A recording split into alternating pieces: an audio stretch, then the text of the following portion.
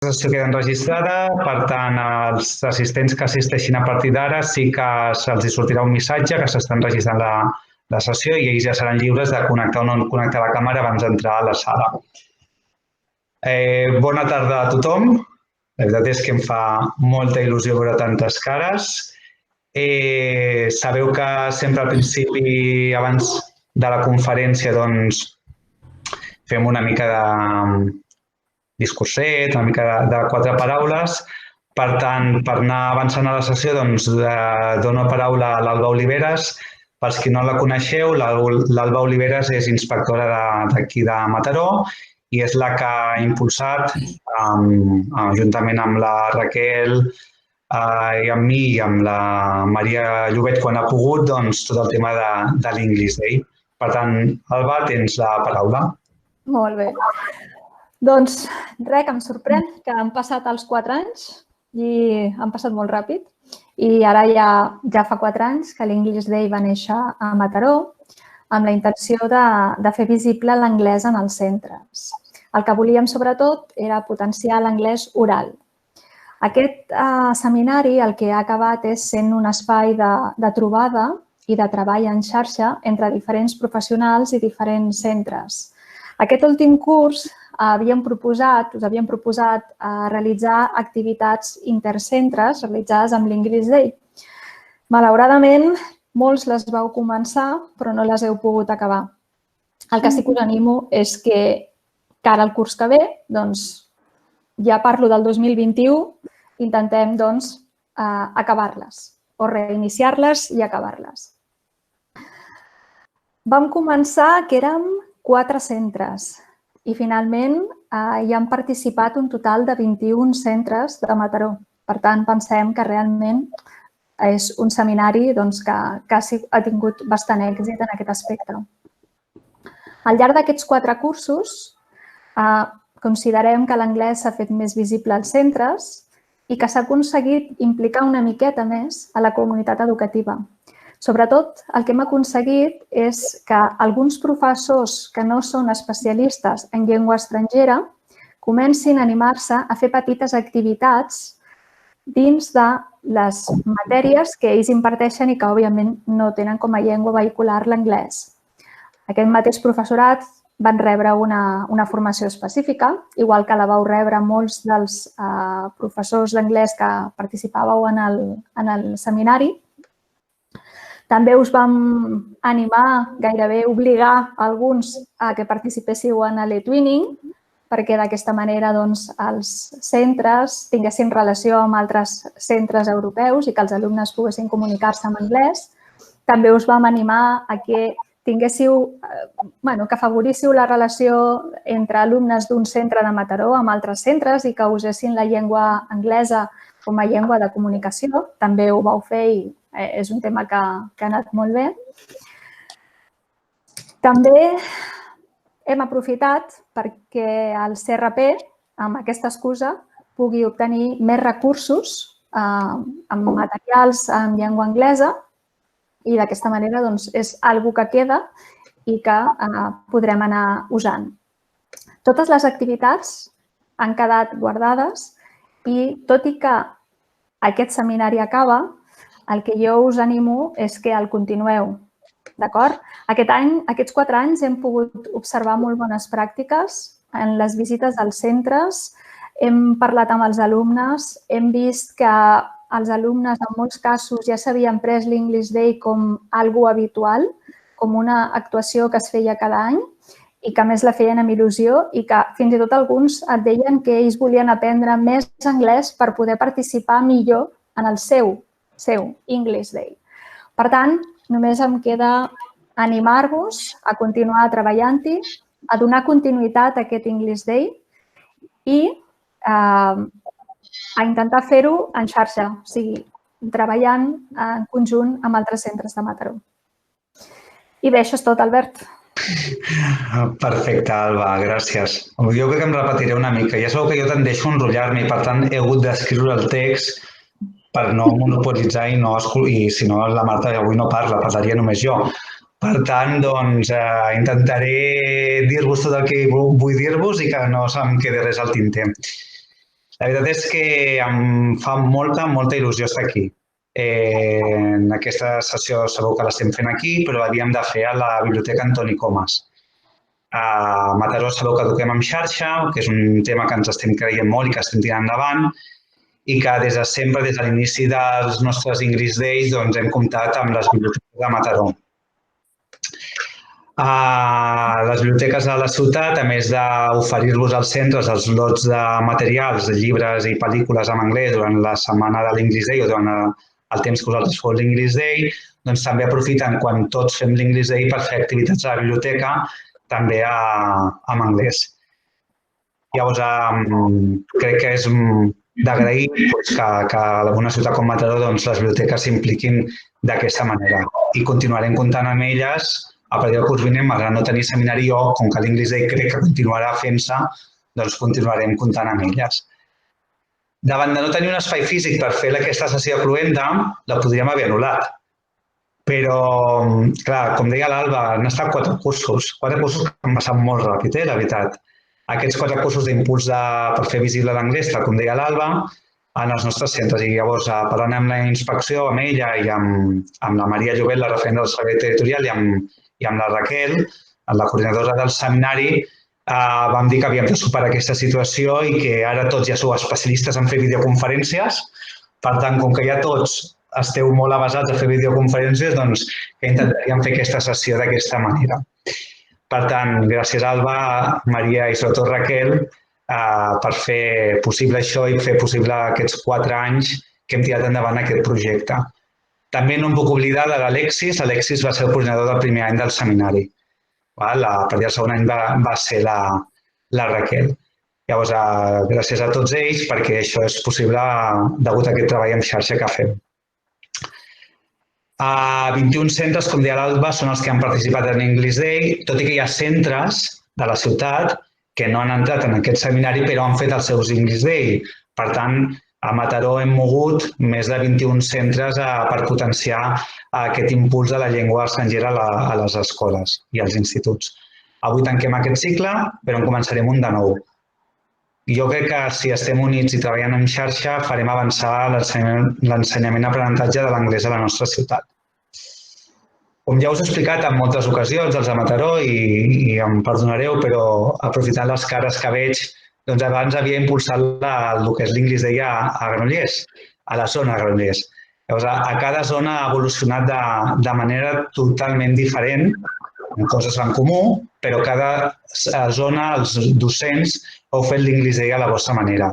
I la veritat és que és molt agraït poder estar al vostre costat i al costat dels vostres centres fent aquest procés d'acompanyament. Des del centre de recursos és una cosa que m'agrada molt haver fet. He conegut docents d'anglès a la Roca, de Granollers, les Franqueses, de Canovelles, que no me'ls deixo, i els de Mataró. I he vist que tenim un professorat d'anglès al servei territorial amb un potencial brutal. La Carme Costa, aquí. Tenim un potencial d'anglès brutal. El que passa és que moltes vegades no us coneixeu. I si no us coneixeu no podeu treballar en xarxa perquè esteu sols a vegades en el centre. Sou un docent d'anglès al centre, com a molt 2.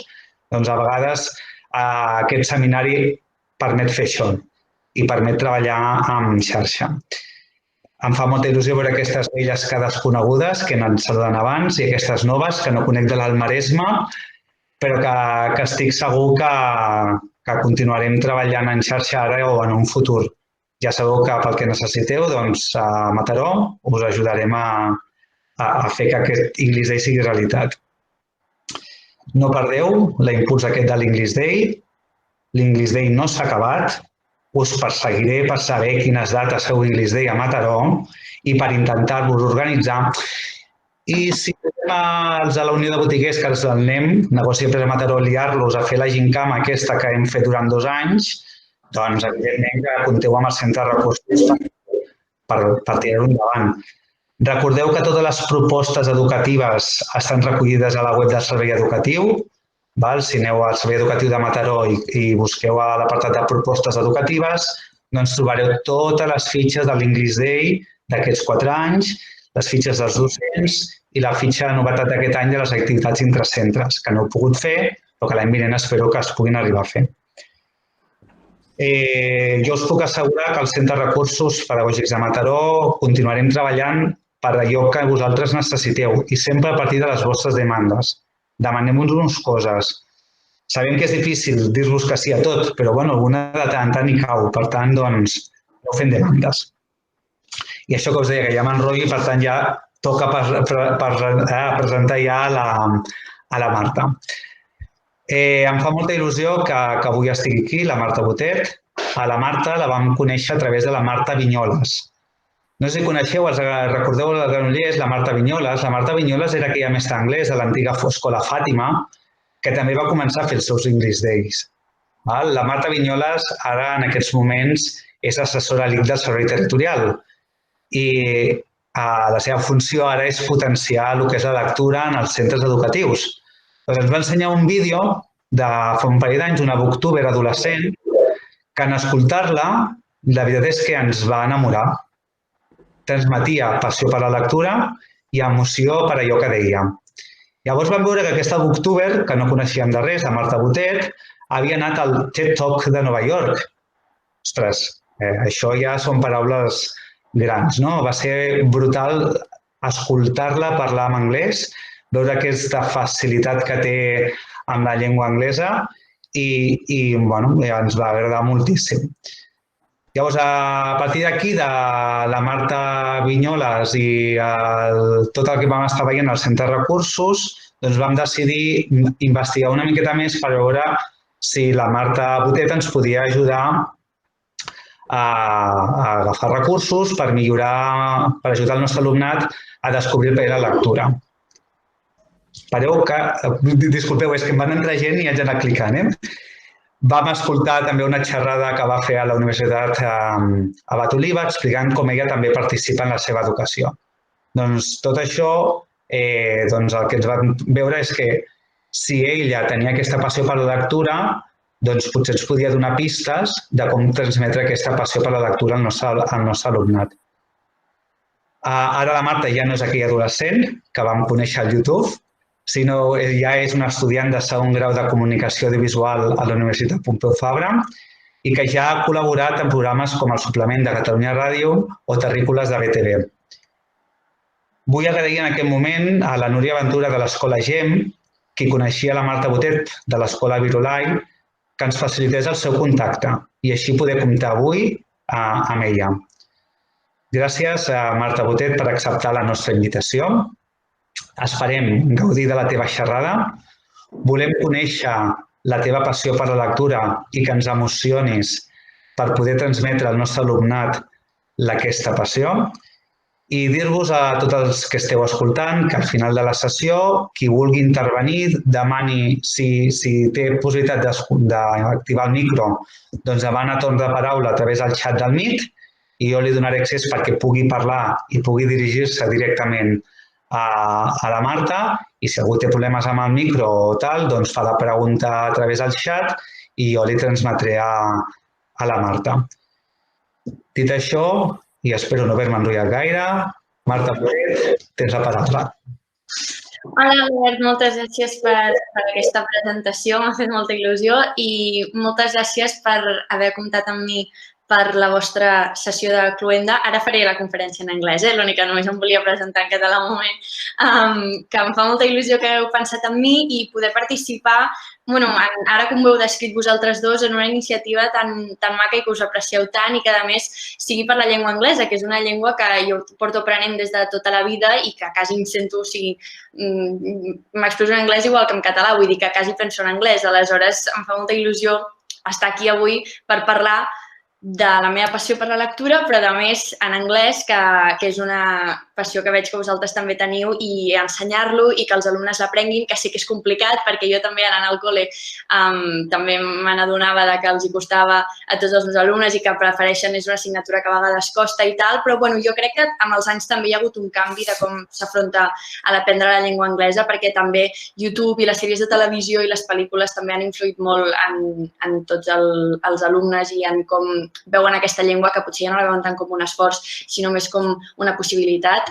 Però, en fi, ara ja canvio el xip i ja em poso a parlar de la lectura i en anglès. So, hi everyone, I'm Marta. Today I'm here to talk to you about reading, which is my passion. And let me share, the presentation. Okay. La Marta ens envia la presentació en PDF, us la compartiré quan acabem. So today the mission here is to show you all some new ways to teach students how to read, because I feel like reading for me has always been very easy. It's always been an option for me at my house, as you can see here. This was me when I was 9 months old, and I was already surrounded by books. Books have always been around me. Both my parents are lovers of books, and I feel like I was born right at the time between the beginning of new technologies and total digitalization and the old school paperback books. So I feel like I was really lucky, because having books around was always common for me. Like, I've got a really big library at my house, and books were always a present for my birthday or for Christmas, and people always knew that I loved books, and that is due to my family and that they love books as well, and they transmitted that love for books to me. So that's why I feel I'm very lucky. But nowadays, I feel like in this new era, in the digital world, it's harder to find a love for books when there are so many other options out there for students to pick and choose, like TV shows, movies, video games, Twitter, social networks, YouTube. Everything in the digital world is quicker, more accessible than actually reading a book, because actually reading a book means you have to stop everything, stop looking at your phone, stop talking to someone, and actually sit down, open a book, and put in some effort to read what the author is trying to tell you and create a story and actually get in that book. I myself have been guilty of having reader's blocks, as I like to call them, because I feel like sometimes you get caught up in this quick, instant society that we live in, and sometimes, as I've been saying, it's easier to just look at your phone rather than going and picking up a book and actually reading it. So I myself am guilty of that, but I find that when I open a book and when I actually read it and submerge into this world, I forget where I am, I forget to look at my phone, loads of hours pass, and it's really, truly one of those activities that nothing else can live up to it, because it's something that you've got to do yourself in cooperation with the book. So I feel like it's really magical and an experience that once you live it once, and once you find that book that gets you into the reading world, it's truly amazing, and I feel like you can never stop. But it's really important to actually find that book and to get into this world, because if not, it's very easy to think, oh, for example, as I was growing up, I feel like loads of people thought that reading was boring, reading was a lonely activity, reading was something that freaks did, or like a library is someplace that you only go to study. And I feel like books have been nowadays very misplaced, and people think the worst of them, meaning that they don't see all this other aspect that I see in reading, and they just see these bad sides. And all my life growing up, I was a friend that was like, let me please recommend you a book, tell me what you like, I'll try to find something that I think you could really enjoy.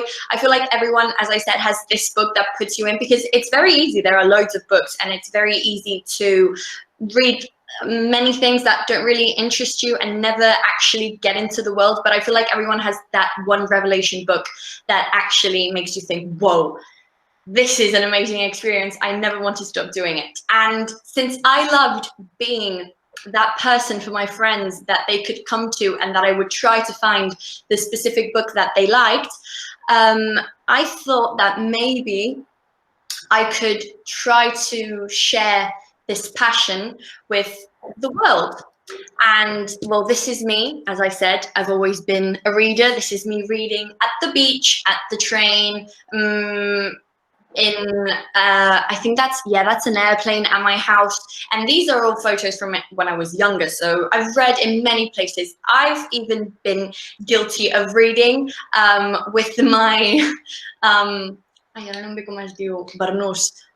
with my bathrobe when I got out of the shower, and I used to put on my bathrobe and sit on my bed and read until it was time to go to school, just saying that I was drying myself up. So I've been guilty of reading in many places and at many different times. So that's why I thought that if my friends can see how amazing reading was, I would try to be the person that would open this world to them. And that is when I created recomanacionsdelibres.blogspot.com, which actually the original name was Recomanacions de Llibres Infantils i Juvenils, because I actually started this project in 2011, which feels like a lifetime ago right now. And I was, in fact, 11 years old.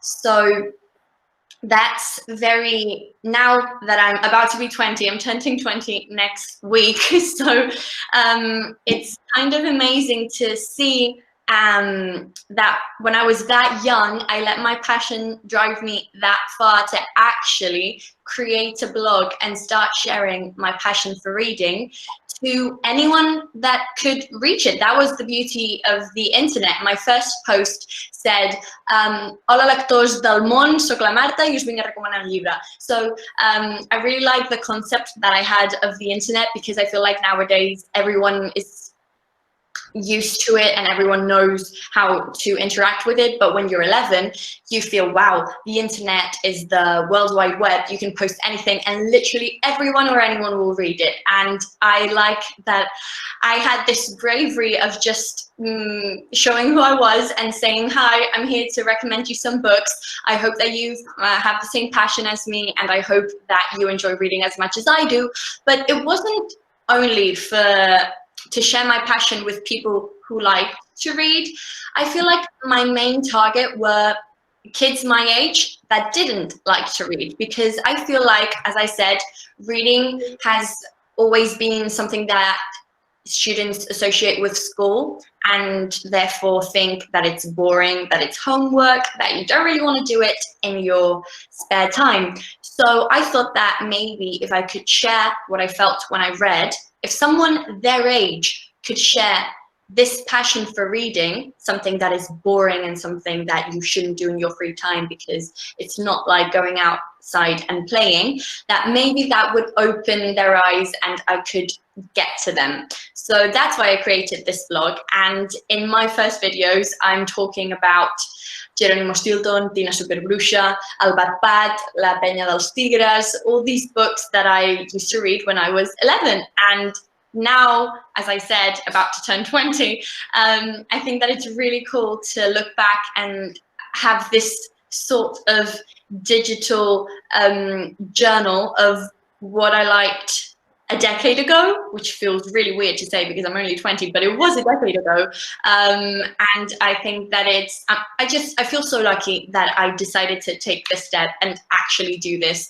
So today I would like to share my journey through YouTube and from creating this project, how it's lasted me this long, and then share with you some technologies and some methods that I have studied over the years that I think could really help you share this passion for reading in new and improved ways that students might not expect, and will help them break this stigma of reading and associate it with something boring, old school, etc. So let's see, this is a video. I don't know if you'll be able to hear it properly. If not, I'll just tell you what's going on. But this is just a video of me kind of growing up, but actually I did this video a few years ago, so I feel like I've changed from the last video that you can see here. But this is a mashup of one of my first videos and how I changed the way that I did my book reviews, because I feel that's the most important part, the changing and evolving.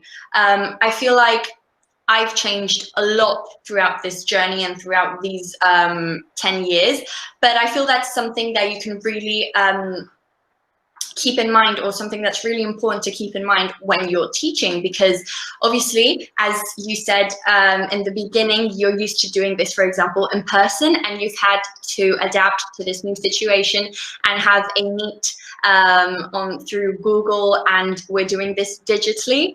And I feel like that is the main thing that we have to keep in mind right now, not only in these times, but in this whole era, in the 21st century, because I feel like we're in constant evolution, and we really have to be constantly evolving with the world and with the technologies, and not try to teach something as we always used to do it, and instead change it up and try to keep up with everything that's happening, and so teach in different ways. So this here is an evolution of how I changed how I used to recommend books, because when I first started, I asked my mum and dad to film me, and I didn't even have a tripod, so they would have to be my cameras, and they used to just wait for me to talk about a book for like 20 minutes talking about Jerónimo Stilton, and I had a lot to say. And then when I was editing,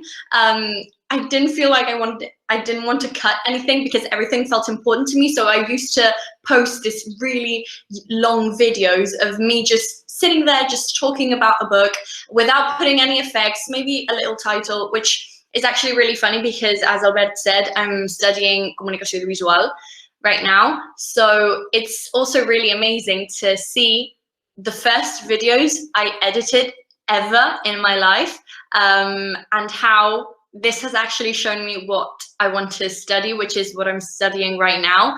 And it feels crazy to mix two of my passions, books and the audiovisual world, editing, filming, etc., and how both of them have stuck with me through 10 years and have gotten me to where I am today, still talking about books and studying Comunicació Visual. So wait, I'll shut up and I'll show you what I'm talking about. Hola a tothom, ens trobem de nou en un episodi molt especial per mi, perquè parlarem del llibre Cònic l'Esquimal en el quart programa després de Nadal de recomanacions de llibres al programa. Bé, primer de tot, vull dir que Cònic l'Esquimal està escrit per Xavier Botet, el meu pare. Vosaltres sabeu de xifrar el cel? Jo no en sabia fins que no vaig llegir aquest llibre. El cel ens indica el nostre camí i el vent el nostre destí. Només s'ha de saber llegir. Això tampoc ho sabíeu? Doncs bé, la manera de saber-ho és agafant-nos de la mà del vent i llegint aquesta història. Avui us recomano Clàudia a aquesta lectura. D'un pou de foscor, tristesa i desesperació. Doncs el Júnior ens ho explica en el seu diari del tot verídic d'un índia mitja jornada de Sherman Alexie a Clips de lectura. So this is how I changed from my first recomanacions de llibres al programa to what I now call Clips de lectura. The reasoning behind changing all of this is that I feel like it was in 2014 or something that I realized that, as I'm saying, everything is so quick right now. I feel like that I had a teacher, my Catalan literature teacher used to say that we were la generació zapping, and that we couldn't keep our attention on something more than 5 minutes, and that we watch TV and we use our phones, and maybe we have our computer at the same time as we're talking to someone in person. So we are a generation that can split their attention in so many different ways, and it's really hard to keep someone's attention for 20 minutes, as I intended to do in the beginning of my YouTube channel, posting these long videos of me just talking and talking and talking as if it was a conference, but no, it was a YouTube video. So when I realized that YouTube wasn't about just filming reality and posting it, rather than actually creating a new reality, editing, and using all these tools that I had on my computer. If I wanted to show something, I didn't have to actually show it. I could just pop it up on the screen. And I feel like that's something that took me a few years to realize. But once I did, I also started to have a lot of fun with editing, music, using all these images, and you can see all of this. Like, I feel like there's a time in my videos where there's a bunch of things popping up on the screen, which now I don't personally do, but at the time I thought it was the way to catch someone's eye and keep someone's attention for 4 minutes. That's the time length I used to do my videos at, my book recommendations, because that's, I thought that it was, if I could catch someone's attention for 4 minutes straight to talk about a book, that was mission accomplished. And that's what I did when I created Clips de Lectura, which wasn't actually a full-on book recommendation. It was just saying a brief synopsis of the book and giving a little bit of my opinion, talking about the characters, etc. And I feel like this last video that you saw was from, I believe, 2015 or 16. So I've still managed to change even more, and my videos have actually gotten a bit longer, from 4 minutes to, I think my last video was 12 minutes or something like that, which feels like going back, but it's actually because I feel like as I've grown older, I've got more things to say about the book, and I actually want to create a book discussion. And overall, I just think it's really interesting to see how everything has changed over the years. But I feel like nowadays I still do. I put these effects and these zoom-ins and music, and I overlap screens and things that I think make it more interesting instead of just talking about the book. Also, I feel like a justification for doing longer videos is because people have gotten more used to the YouTube platform. When I started watching YouTube, everyone did these quick videos to catch people's attention. But as YouTube has become a job, because some people are YouTubers and actually live from this, they do these really long videos, and people just have, it's a new style of TV, and people just put a YouTube video on TV, and they sit on their couch and they just watch it. So I feel like it looks like it's gotten longer and we've gone back in my method of thinking, but it's actually still adapting to the ever-changing world we live in. So actually, the reason for starting to make videos, as I said, as you can see here, I actually started a blog, which I no longer use anymore, because when I started this, I had actually previously already started a blog with my best friend. I don't know if any of you know iCarly. It's a Nickelodeon show that I used to watch and adore. And those are actually the first people I ever saw do a web series. And that was like a precursor of YouTube and what YouTubers do nowadays. People, teenagers that film themselves and that they make money and that they just film themselves being stupid. And that's what me and my best friend wanted to do, but we were 10. So it was kind of hard. And I decided that I wanted to start something by myself that I could keep up with more frequency than with my best friend, because obviously she lived far away from me, and to meet up, it was very hard because we had to, our parents had to drive to each other's houses. So it was a difficult time to be 10 and start a web series. But that's why I decided to start my blog. When I wanted to start my blog, I didn't know what to do it about, because I feel like I've always had loads of passions, and there's many things that I would like to talk about. And books didn't even cross my mind, because it was something that I had so normalized at my house that I thought, why would I talk about books? And then one day I was leaving French class with my dad, and he said, well, why don't you do the blog about books?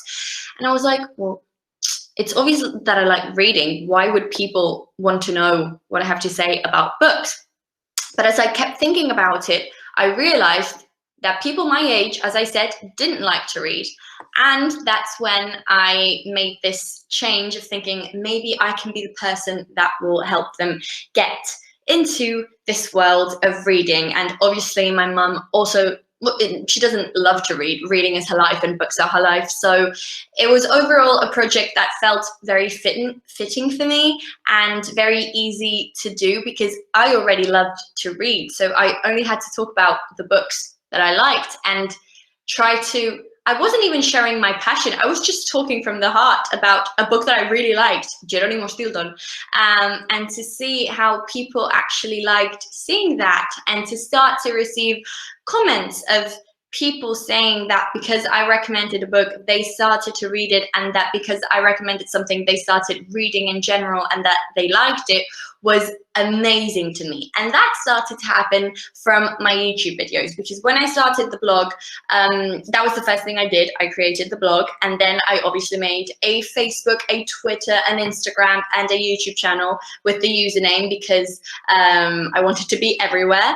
And then I started posting loads of posts on my blog, writing, and then I also decided to make the videos because at that time my mum was also on a TV show talking about books. So then I said, well, I'm going to do the same thing here in my living room and making my parents film me, as I already said, and then editing it and posting it. So I basically tried to be on every platform. It was Twitter, Instagram, it was written, and it was filmed.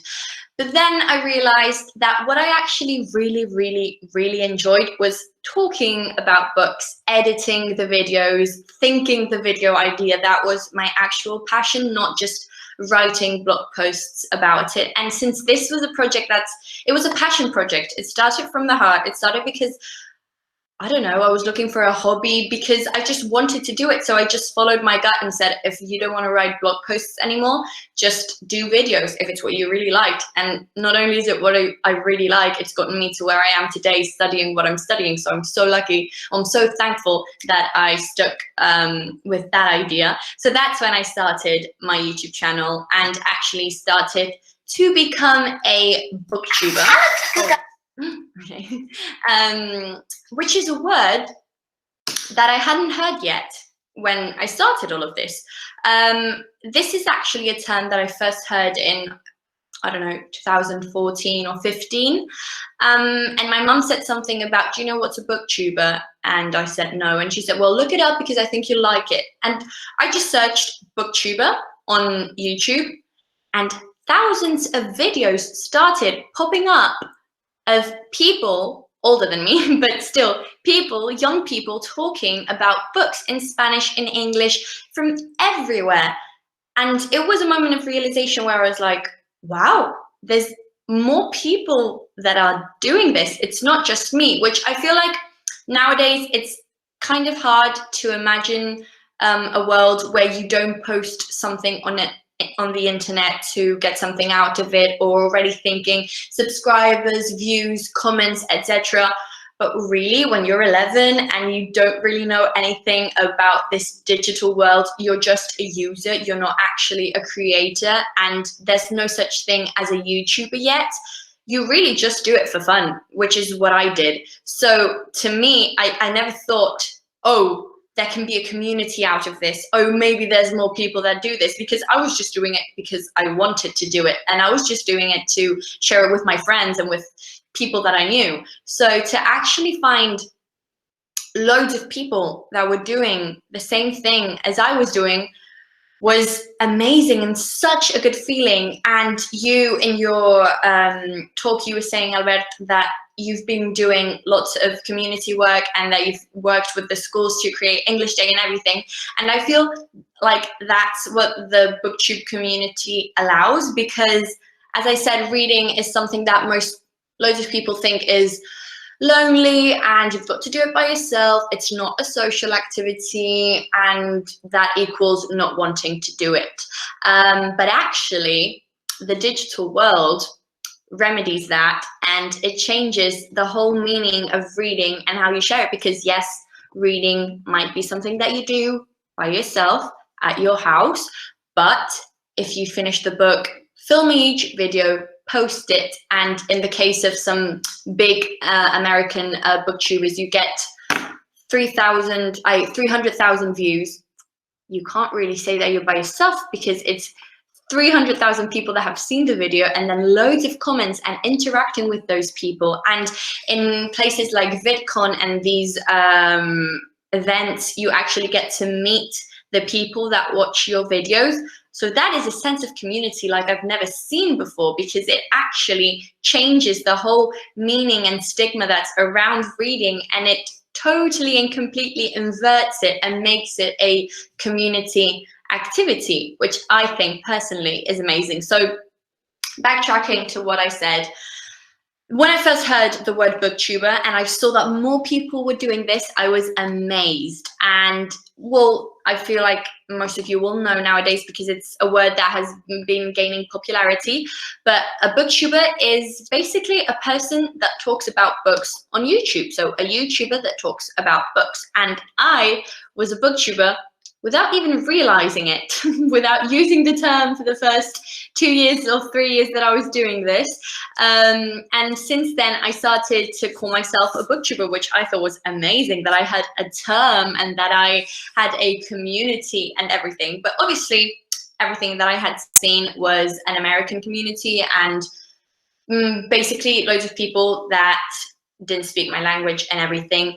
So when a boy my age, well, 1 year younger, I think, approached me on Twitter and said that he had started a blog and a YouTube channel in Catalan from watching my videos, was the actual moment when my brain literally exploded. And I thought that it was amazing that that had happened because of me. Not only did I share my passion for reading, but I had shared my passion for someone to share their passion, which is just mind-blowing. So that was the actual first sense of community here, that from there just grew and grew and grew, as you see here. This is a photo of la segona trobada de joves lectors del que llegeixes. And since I can't remember what year these started, but it was a really mind-blowing moment when people that had been talking to me through the internet, through comments, through text messages, etc., actually got together and saw each other in person. Was like, wow, like to actually share your passion with all these people that are, because it's not sharing just the passion for reading, it's sharing the passion for sharing the passion for reading, you know? So it was just a really amazing experience, and it totally changed my sense of digital community and the whole booktube sphere. And I actually got to understand what people that were doing this in America or in the UK felt, de-virtualizing people and actually having a group of people there that shared the same passion for reading. It was really amazing. So this, for example, is a type of video that I did, which is a vlog, which takes me to my next point, which is how to actually share that passion for reading. Because obviously I can make 1,000 videos talking about one book, each video about a different book, and just recommending different books. But what I actually wanted to do was, keeping in mind my main target, my main point, was to get people that didn't like to read. So I took my friends and I tried to analyze what they liked and how I could adapt that to a literary aspect side. So then I started to make different kinds of videos, always relating to books, but different kinds of videos that everyone likes, just talking about books. So for example, everyone likes watching vlogs. So I just vlogged La Trobada de Joves Lectors. Or for example, when Halloween rolls around, everyone watches these videos on how to dress up, DIY costumes, etc. And they're a really big hit. So I said, okay, I'm just going to do the same but with book characters. And here I dressed up as 4 different book characters, and I showed everyone DIY tutorials on how to dress up. This, for example, here, I feel like you'll know her. She's Hermione from Harry Potter, and then these are all other different characters. Then I said, okay, I love to bake. How can I channel my passion for baking and my passion for reading in the same video? I said, okay, I'm just gonna make a video showing people how to make cake pops themed as Harry Potter. So you can't see them all here, but this is supposed to be, you don't have to actually take into account my baking skills because they're not very good, but the intention was there. And this is Hedwig, this is a book of spells, this is platform 9 3/4, this is the scar that Harry has on his head. But basically I managed to mix Harry Potter and baking and do a video that I could post on my booktube channel, but also talking about something that doesn't even have to do with books, mixing it all together. Then, as you can see here, this is one of the beginnings of my cinematographic days when I started to realize that I liked cinema, etc. And I said, okay, the Oscars are a hit. Everyone loves the Oscars. I feel like when it's Oscars time, loads of people post videos on who they'll think they'll win, etc. So I said, sure, I'll do a video on Oscars, but about books. So I'm gonna give books an Oscar. And then I did all these categories, and I gave Oscars to books, for example, best fantasy book, best romance novel, etc., but in the theme of the Oscars. Oh, also in this video, I dress up, and it was one of those first videos where I started really editing in more detail, and I dress up and I split the screen, and it's a very fun video, if I do say so myself. Then DIYs, as I said, are a very big trend on the internet. So I said, okay, I'm gonna do a DIY, but let's see, what can I do related to books? And here I actually mixed DIYs, Christmas, and books. So I created this section on my channel called Llibres i Pinzells, as you can see here. And then I did a present that you can give to someone. It was a DIY, and the thing, you can't really see it here, but I did a whole wall where you wrote book quotes that you had in common with the other person, or if books you liked, etc. And that was the DIY idea.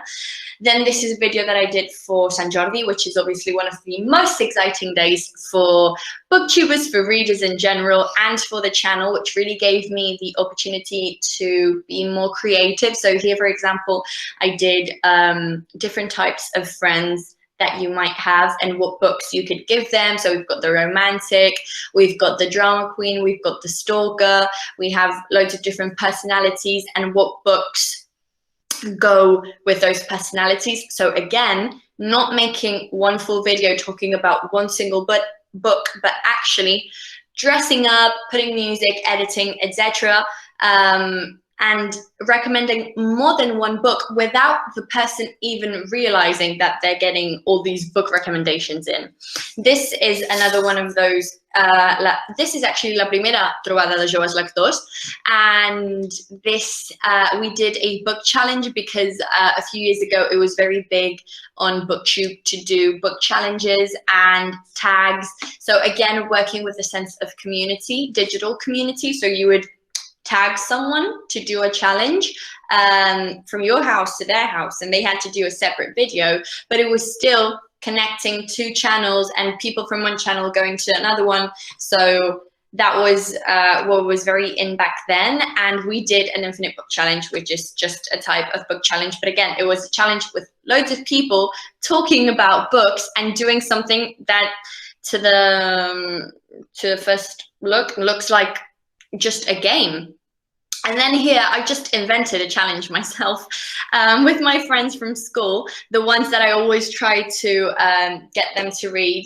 And it's actually amazing because two of my best friends from school did not like to read, and I was the one who suggested The Hunger Games, and from that book they haven't been able to stop reading, which is something that I really pride myself on, and that makes me really happy. So these are my 5 best friends, like my close group of friends from school, and we did a video together recreating book covers. But because it was Christmas, we did recreating Christmas book covers, and it's just a fun video, again, mixing loads of concepts, but overall talking about books. So what I mean with this is that the possibilities are endless. The ways you can talk about reading are really unimaginable, because what I've done over these 9 years is mixing everything that I like, because meaning that I like books doesn't mean that I don't like anything else. So I just take everything that I like and I try to find a way to mix it in a book context and then post it on my YouTube channel.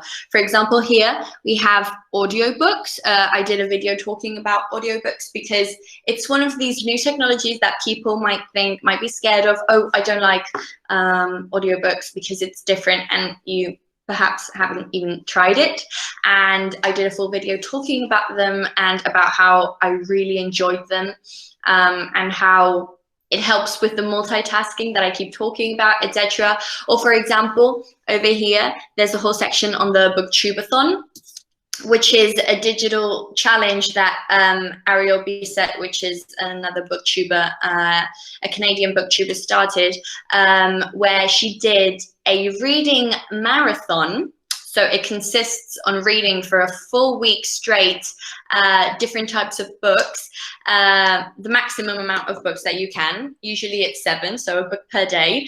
And she transformed it into a booktubeathon where you post videos every day and there's Twitter sprints, and it's overall an amazing experience. But it's just to show how people over the years have found different ways to make reading more appealing and keep it up to date with everything that's changing in the world and online, and keep them up to date and making people want to have interest in them. So this brings me to teaching in 2020. So as I said, and as I've shown you, the possibilities are really endless, and you can talk about a book in many different ways, and someone might not even realizing that you're talking about a book, and it'll be a really fun video and you'll still have that book element in there. And when it comes to teaching, I feel like you can do the same thing. When I went to school and when I did reading subjects, obviously I loved doing, for example, taking Catalan literature, universal literature, and Spanish literature that I took in bachillerat. But when it came to the common reading assignments for català o castellà, it was just not the same, because when you're in these specific les assignatures, ara no em ve la paraula, subjects, when you're in these specific subjects where you decide to take them, obviously it's people who already like to read. Why would you take 3 different literatures if you didn't like to read? But people who don't like to read and must take Catalan and Spanish, when they come to the reading part of the subject, they never like it, and it's always the same. It's always reading a book, which most of the students, let's be honest, don't even read. They just look up synopsis and stuff online. Take an exam with a few questions. It's a simple test that you can still pass without even having read the book, or that they will fail, and still it's a really small part of the subject. And it's always the same. I've never seen it being done any different.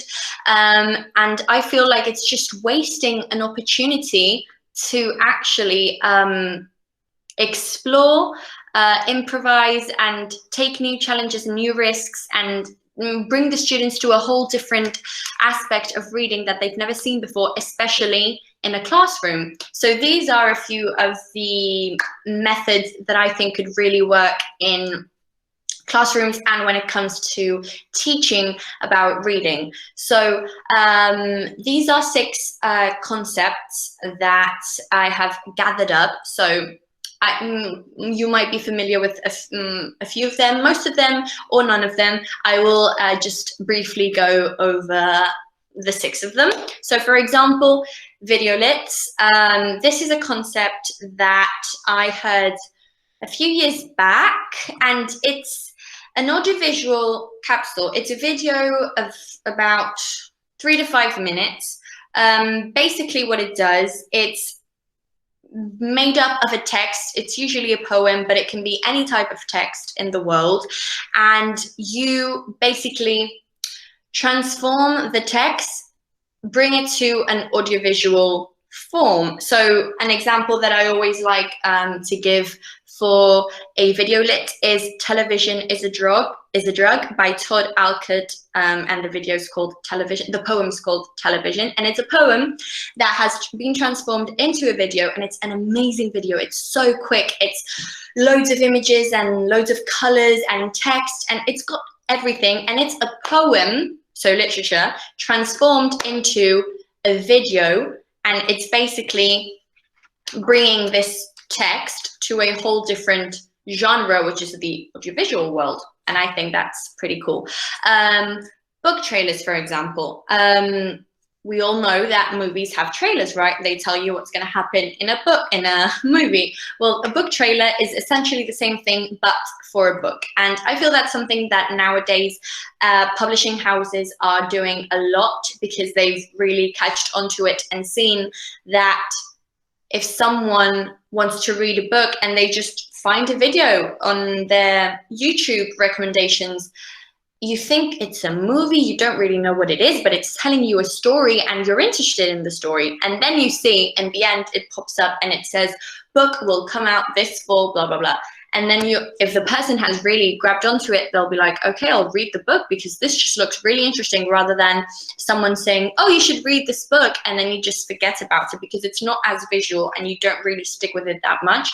So I really think showing book trailers, making students actually do book trailers for books they've already read, it's an exercise that really takes everything into account. You've got to have read the book, you've got to choose what you want to show in the book trailer, you've got to choose if you want to do a book trailer of just things that happen in the book, if you want to be more creative than that, and actually talk about your opinion, or actually, I don't know, every book trailer can be something completely different. I've done a few myself, and I think it's a really fun activity that instead of a test where you don't even have to read the book to pass the test, here you've got to think of read the book, think of the video idea, execute it, edit it, and then show it to your classmates and explain the process that has gone into it. And I feel like nowadays creating audiovisual content as a class activity is a really big hit,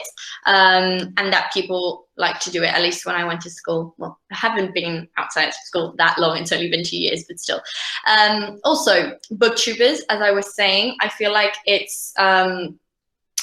can be an activity that you can do in class and make people actually become booktubers and make them film videos of themselves talking about a book. And this has actually, well, it's already been done plenty of times.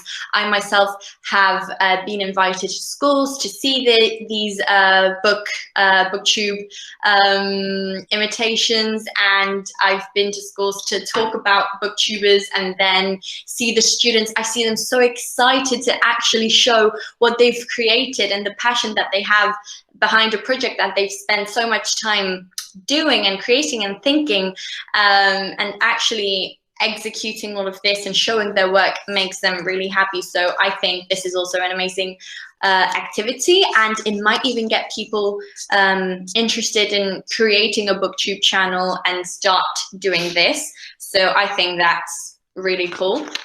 Then Bits de Literatura is something that all the others you can find in different languages. Bits de Literatura is a different kind of video, which is essentially like a booktube video, but it's really short and it talks about literary classics, and it's on a green screen and there's many things happening behind you, and this is more of a not something that the students have to do, but it can be a way to show students an interactive video of El Quijote, Dracula, La Celestina, big classics that might seem boring, and that with a 2-minute video looks like something very interesting. Then literary apps, I feel like is something that people tend to forget about a lot, but there was a time where they were really big, and it's a way to actually bring books into our everyday lives, because what do we use more than our phones? Nothing. So if you can have a literary app on your phone and you're on Instagram and then you sign off Instagram and go into another app and it's a book app, imagine. Some of my favorites are Cadavercita Roja or Little Dead Riding Hood, which is amazing. It's by Id Book, and the illustrator is Emi Ordaz, and the text is written by Luis Murillo. If you want to look it up on the App Store, it's amazing. It does a whole twist and change on the classic story of Little Red Riding Hood and turns it into Little Dead Riding Hood. Then we've got I, Poe, which is Poe, Edgar Allan Poe, but transformed into these really amazing illustrations done by David García Forés, and there's an audio also which tells a story over it, and it's truly amazing, really immersive, really gets you into the book, and it's by iClassics publishing house. And then finally, Alice in Wonderland for iPad is a really beautiful animation of these classical stories, and it's really interactive. You've got to actually move the iPad around. You make, when Alice turns small, the drawing actually turns small. When she turns big, it actually turns big. You can make her drink things, you can make her move around. It's really just taking a classical story that you can read and bringing it into this whole new world, which is digital, and it gives you so many opportunities to do so many amazing things.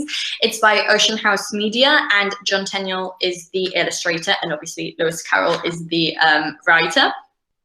And then finally, we've got Literatura Musicada, which is something that I feel like I've always talked about it, but more than talking about it, I've always listened to it. And I really forget how amazing this could be in a classroom, because everyone loves listening to music. And if someone doesn't, that would be really weird, but everyone loves listening to music.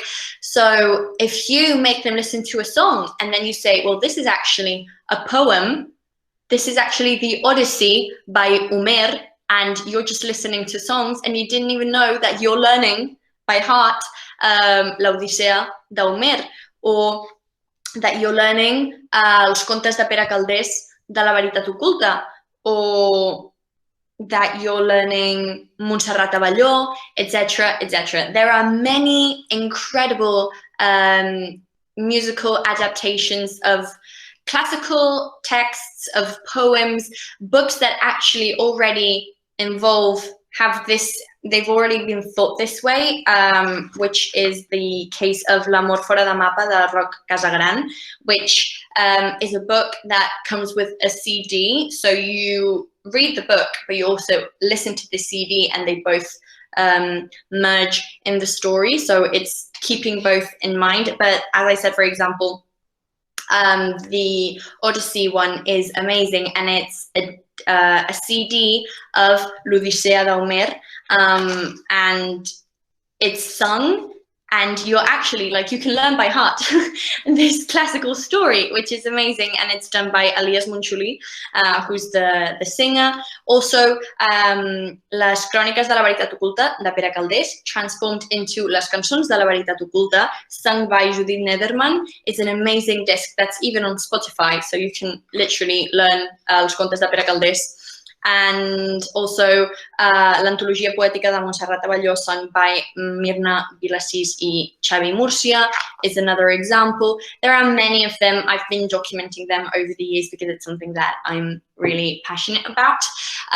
But yeah, these are a few examples of how you can transform teaching about books using all these different methods that I think students won't really expect, and surprise them and actually make them have fun with reading and with everything it entails.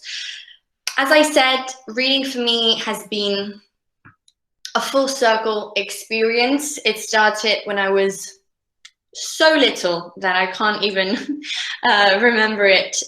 Books have always been a part of my life, and it's finished with me talking to you, sharing my passion for reading and hoping that you will share it as well with your students, etc. It's been a wild journey that's taken me so many places that I did not expect to go. These are just a few photos of experiences I've had the opportunity of living, like being on TV or being on the radio or actually being on a newspaper.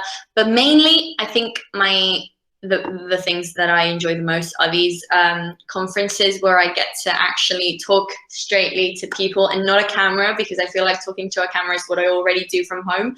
So when I got my first request to go to a school and to talk to loads of people, students from the ESO, and share my passion for reading and talk to them in person, it was just mind-blowing to me and so amazing, because it meant that people wanted to actually hear me in person. It wasn't just my videos, which was just amazing for me, and it's obviously my favorite part of all of this, when I can actually go and share my passion live and in person to someone. So that's amazing, and these are just a few other experiences.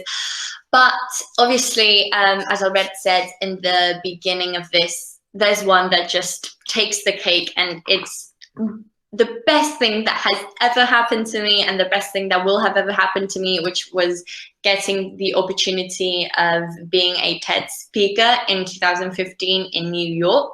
Because I feel like everyone says that reading makes you travel. It makes you travel to so many distant places, etc., to different worlds. But in this case, it literally, which sounds really cheesy, but it literally took me from here, from my house to New York, to talk to 500 people in person, plus 1 million on streaming from around the world. There was simultaneous translation as I was talking in English to many different languages, and to just think that so many people heard me talking about my passion. It was just a reassuring moment of people really do care about reading, and they really do care about people that share their passion, which I feel like is something, even though we're here to talk about reading, is something that I always want to convey to people, which is that if you really do have a passion, you have to stick with it, and it will take you to amazing places, like it's happened to me. I just still can't believe all of this. It's amazing, and this was one of the best days of my life, and I always love talking about it because it was amazing. So this is all from me. I hope that I didn't bore you too much. If you have any questions, I believe now is the time to ask them. And well, thank you so much for spending this afternoon with me and for letting me talk to you about my passion and my life and everything. Thank you so much. Moltes gràcies, Marta. El problema dels micros és que ara estan apagats i no podem aplaudir tots, no? Però dius, no sé si ens pots veure tots alhora, estem aplaudint. Moltes gràcies. La veritat és que jo no sé què us haurà passat als altres, però és que el meu cap començava a generar idees i a anar pensant. I jo pensava, espera, Albert, al final he dit, no ets docent. Bueno, no ets docent. No estàs a l'aula. Para el teu cap, perquè si no, això ho petarem. Aquesta segona part la farem en anglès o en català en funció de l'idioma en què us expresseu vosaltres. No hi ha cap tipus de problema. Tenim equips directius convidats en aquesta sessió, per tant, Ja hem parlat amb la Marta que si alguna persona es vol adreçar en català, doncs ella contesta en català i si algú es vol adreçar en anglès, doncs ens contestarà en anglès. Llavors, a través del xat, qui vulgui demanar paraula, doncs comença el torn. O qui vulgui expressar alguna coseta. Ana Maria Godoy, vols posar el micro i dir-ho tu o ho llegeixo? Ana Maria diu, thanks Martha. Bueno, crec que ho podeu llegir tots, però you are incredible book reader, enjoy your passion for books. Moltes gràcies. Well, thank you so much. I really hope that I didn't bore you all too much and that you got some ideas out of this. And if you need anything else, you can ask me because I really love sharing all of this and helping teachers share their passion for reading because I think it's amazing. So thank you. Algú vol fer alguna pregunta? Aprofitar que tenim aquí a la Marta, que ens ha costat 2 anys a tenir-la aquí. Portem 2 anys, jo no deia a la Marta. És que com pot ser que fes tant? No sé, com no entenc com costa tant. Bueno, no, 1 any i mig, posem 1 any i mig, però 2 cursos, 2 finals de curs. Sí. Algú més vol dir alguna coseta? Si no, si surten dubtes, m'ho poden dir a través de xarxes socials i tal, que sempre contestaré aquestes qüestions. Perfecte. És molt instagramer. Jo és que no ho soc tant i per això no vam connectar tan ràpid. Jo soc més tuitero. Vale, la Maria Dolors de Coromina de la Llante ens demana la paraula. Hi, Marta. I wanted to know how do you decide which book are you going to recommend? Is it just what you read, or and who are you talking to? Because it's such a big spectrum, no? Yeah. You can do from children to teens, or so. How do you decide? Thank you. The books that I talk about are mainly and exclusively books that I've really enjoyed, because something that I didn't talk about in the presentation is that just like YouTubers have turned making YouTube videos into a job, loads of booktubers, like publishing houses, send them books, for example, for them to recommend. And that's happened to me, and loads of publishing houses send books over and they say, if you want to talk about them, you can. But when this first happened to me ever, I feel like I've gotten used to it now, but when this first happened to me, I was kind of shocked, and the first thing I replied was, well, I'm just going to talk about the book if I really enjoy the book. So if you don't want to send them to me, it's fine, because I'm not going to talk about a book that I didn't like. And that has a reason behind it. And it's because since I'm here to talk about, well, spread my passion for reading, I think it's important to not do a 13-minute video talking about specifically why I didn't like a book. So I just talk about books that I really like, and hopefully that other people will like, because I'm not a book critic, I'm a booktuber, and I do this because I love it. So I don't feel like making videos about books that I haven't liked is productive. It doesn't help anyone. And so the only criteria I use is a book that has really inspired me, that I've really liked, and that is something that I want to share with people. That's why sometimes I spend such a long time without posting a video, because maybe I haven't found a book that I really want to talk about online. So that's a bit the criteria behind the selecting process. And the spectrum of people, who do I talk to? Well, as I said, I started the blogs, I titled it Recomanacions de llibres infantils i juvenils, because when I was 11, I knew that I was about to grow up and that I would ideally continue this as I grew older, and it's what I've done. So I'm really thankful to my 11-year-old self that I did that, because now I'm la part juvenils de recomanacions infantils i juvenils, and I'm still talking about books. So I'm really happy that I didn't just call it recomanacions de llibres infantils, because that would have died out when I turned 16 or something. So the spectrum of people that I talk to is just people that want to watch the videos, because I feel like 11-year-olds will watch the videos that I did when I was 11 so that they see themselves on the screen. And I feel like people that watch my videos now are people my age now, or maybe they're older people, adults that have read this book. For example, I just posted a video talking about Mira el trencat de la Mercè Rodoreda. So I feel like loads of adults have watched the video because it's a book that they read, or loads of teachers because it's a book that's now on selectividad. So it's really, the thing about posting videos on YouTube is that I just talk to whoever wants to watch it and to listen to me. It's not, I never think of an age of someone because it's literally impossible to think who's watching that video. Molt bé. Alguna altra pregunta? Anem bé de temps, Per tant... Si tenia por de fer-la massa curta, espero que hagi servit el temps de la conferència. Jo crec que el nostre cap ara està donant voltes a tot el que ens has dit, perquè en un moment ens has dit molta informació i el nostre cap està donant voltes. Doncs, si ningú vol dir res, s'acaba el torn de paraules, acomiadaríem a la Marta. Val. Doncs, Marta, thank you so much for your speech. I think that we enjoy a lot, and you transmit us your passion for books. I res més, que continuem seguint per les xarxes i que aquesta carrera de comunicació visual acabi de donar-te aquest impuls que vols trobar a la teva vida professional. Moltes gràcies per haver vingut i esperem nos trobar en una altra ocasió. Moltes gràcies a vosaltres. Adéu. Abans que marxeu els que no sou de Mataró, que us podeu quedar, perquè ara comentarem idees que han sorgit a Mataró, en els centres de Mataró, i per tant us podeu quedar encara que no sigueu de Mataró. Jo se'm anava ocorrent que us havia de fer 3 preguntes.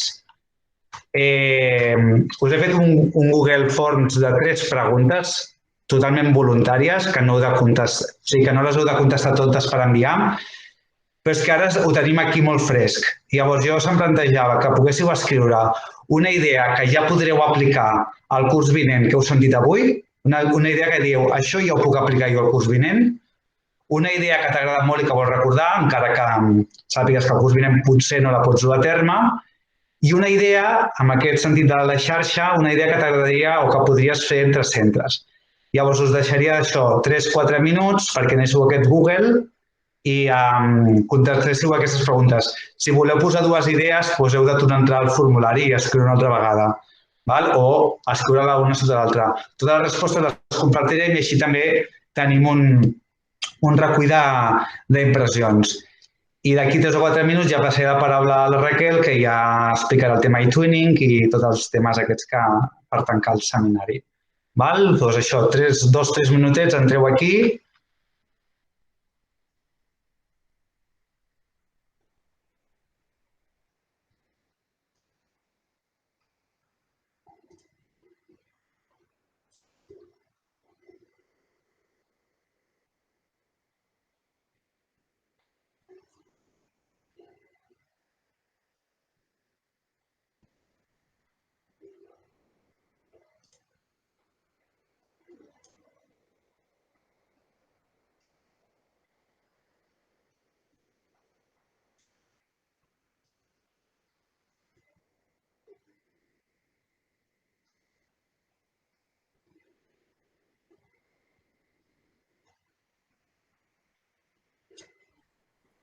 Perdona, Albert. Sí. On t'ho has enviat? A través del xat d'aquí del Google Meet. Vale. Sí? Perdó. És que ja estic molt habituat a fer això. Hi ha un moment que ja no penso que potser alguns claustres o tal no ho feu així.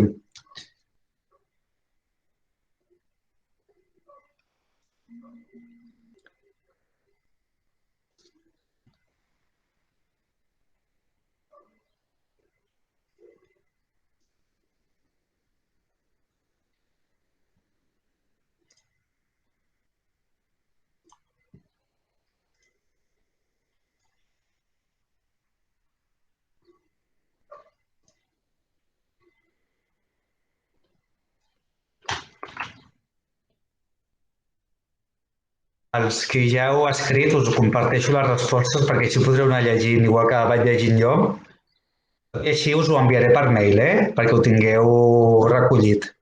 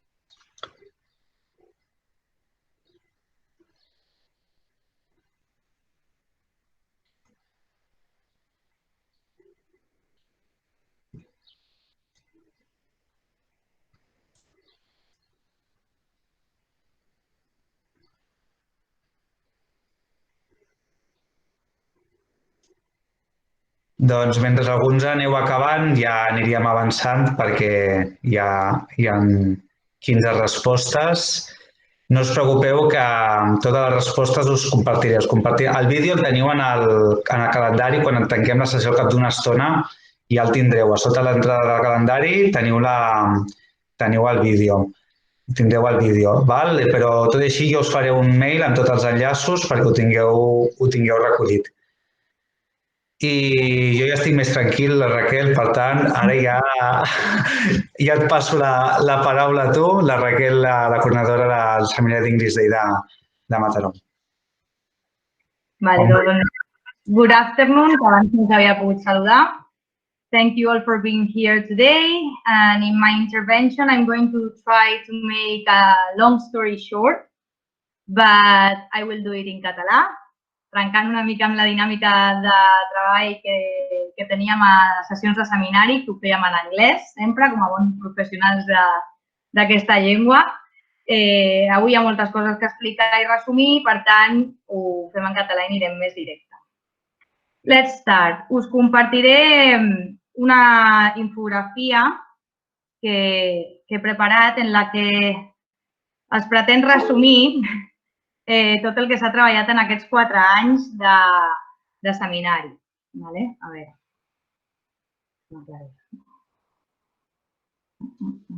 Els que estigueu mirant la presentació amb el mòbil o amb pantalles molt petites i el tema presentació no el pugueu veure, us la comparteixo també pel xat, per si la voleu obrir en el vostre ordinador local.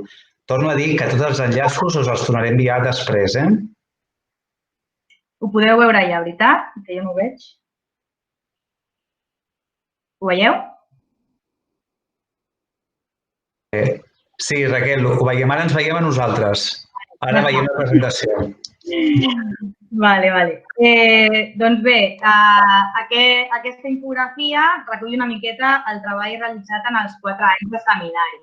Anem a fer-la gran.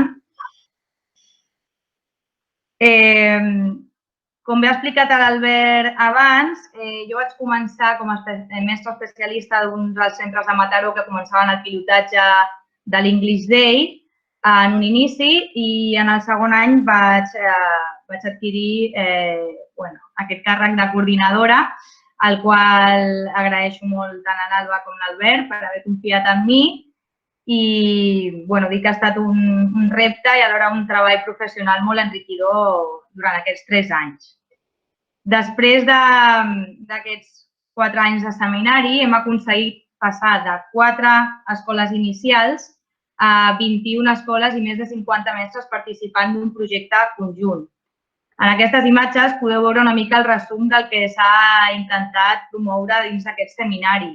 Per una banda, que l'anglès estigués més present als centres o, si més no, que fos més visible i alhora integrar la comunitat educativa del centre en els projectes i les activitats que es fessin relacionades amb l'anglès. I com a eix vertebrador, el fet de crear un English Day o d'instaurar un English Day dins dels calendaris escolars de les nostres escoles. Per tot això s'han fet diverses reunions en les que conjuntament hem compartit totes les nostres idees, els nostres recursos i moltes activitats que han fet que l'English Day sigui tot un èxit any rere any. Com hem dit, cada any anàvem doblant el número d'escoles, vam passar de 4 a 8, de 8 a 16 i aquest últim any va ser porta oberta a totes les que volguessin i hem arribat a ser 21. També a dir que a Mataró no podíem doblar de 16 a 32 perquè no n'hi ha. I bé, anirem veient les diferents parts de la infografia. Per una banda està l'English Day Celebration com a main topic, que és el nom del nostre seminari, però el nostre seminari té molts altres cognoms que es diuen eTwinning, que es diuen ICLE, que es diu activitats intercentres i de més, i les desglossaré i compartiré una miqueta amb vosaltres. Per una banda, això, l'English Day sempre ha estat un motiu de celebració dins dels nostres calendaris escolars a partir d'una temàtica escollida, ja fos com el tema principal de l'any de l'escola o qualsevol altre tema que creiéssim interessant a treballar amb l'anglès i de manera conjunta amb tota l'escola o els grups que decidessin fer l'English Day.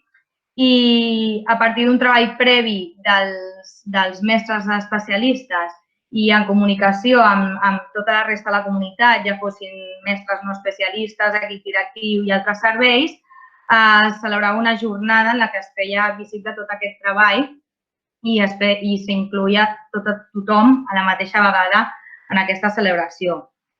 He de dir que totes les propostes que han anat sorgint any rere any han estat cada vegada més motivadores i engrescadores per als nostres alumnats i és per això que, com ha dit l'Albert abans, esperen aquell dia, igual que si fossin unes colònies o un Sant Jordi o algun esdeveniment d'aquests importants dins del nostre calendari. Enguany, la situació no ens ha permès en molts dels centres poder celebrar-ho, però, com ha dit també l'Alba, ens ho guardem a la butxaca i intentem que l'any que ve, tot i no haver-hi el seminari d'English Day, aquests English Days siguin presents en el nostre calendari. Per altra banda, he dit que un dels cognoms era l'eTwinning. Aquest any ja hem fet bastant incís en intentar que tothom obrís algun projecte dins de la plataforma eTwinning. Doncs és una eina que ens permet compartir mitjançant l'ús de l'anglès i les TICs projectes amb escoles europees amb les que els nens es poden sentir molt motivats. I aquests projectes no tan sols han de ser només en anglès i relacionats amb la llengua anglesa, sinó que poden estar relacionats amb moltíssimes altres assignatures.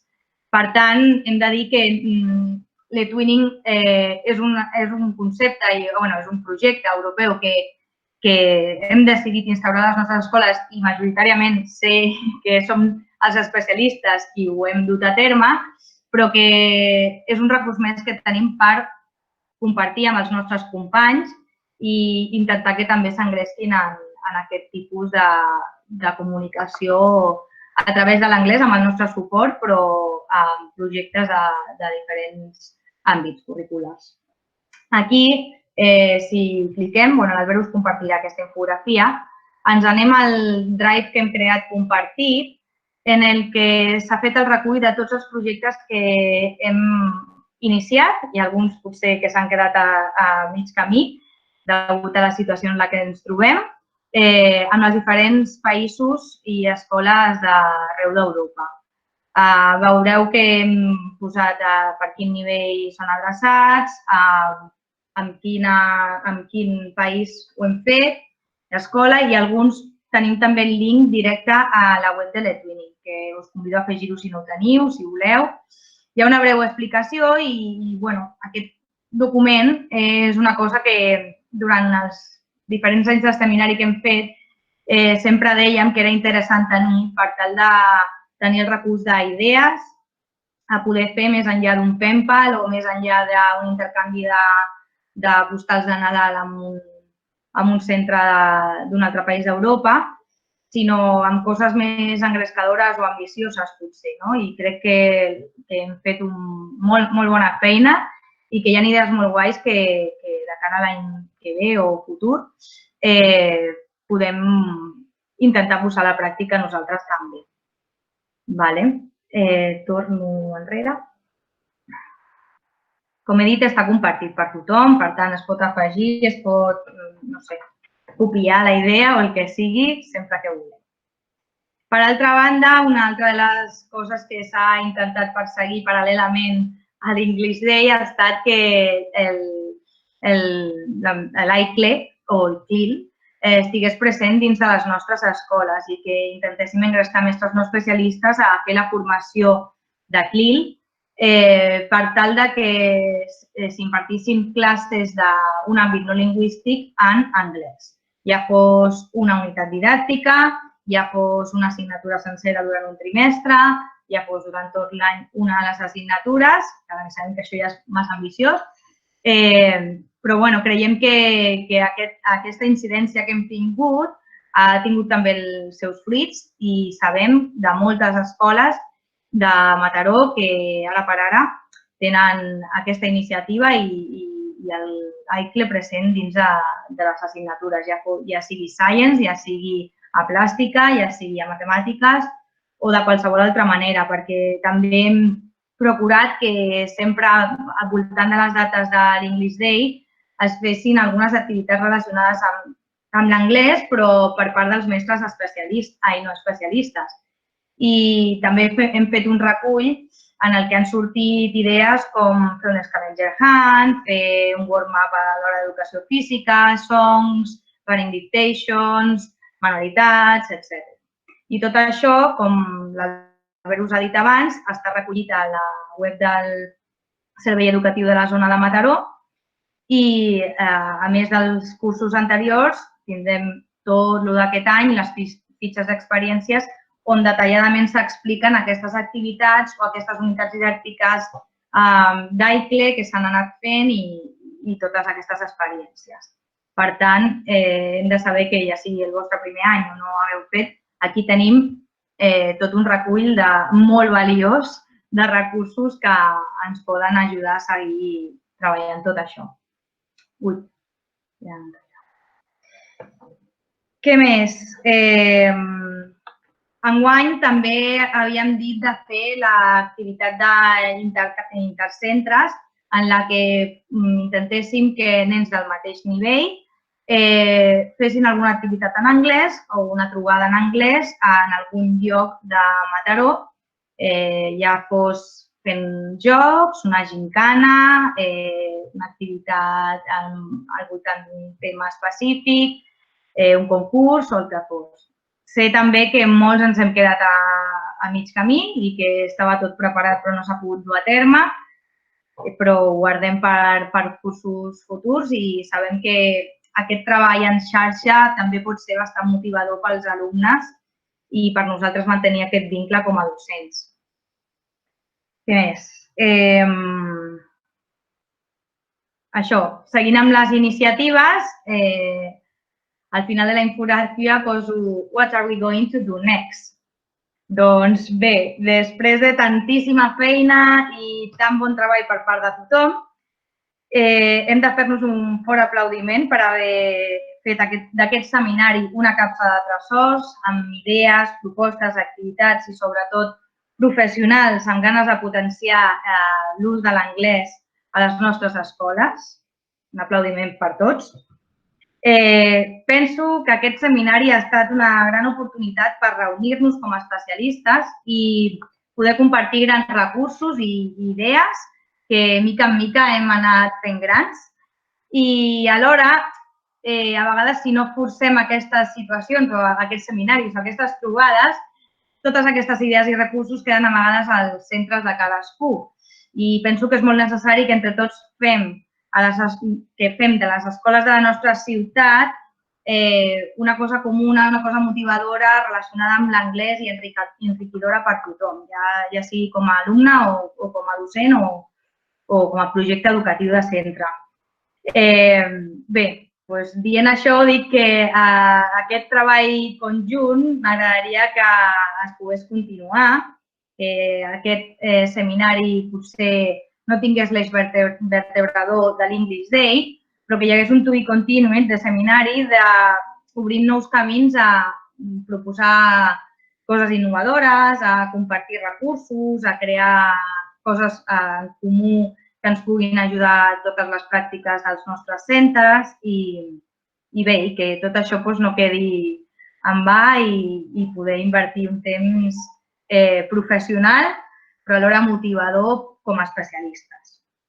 Jo m'ofereixo a continuar sent la guia o suport o organitzadora d'això, però el més important serà que compartim aquells que voluntàriament vulguin fer aquest to be continued, les vostres idees en un Padlet que he creat.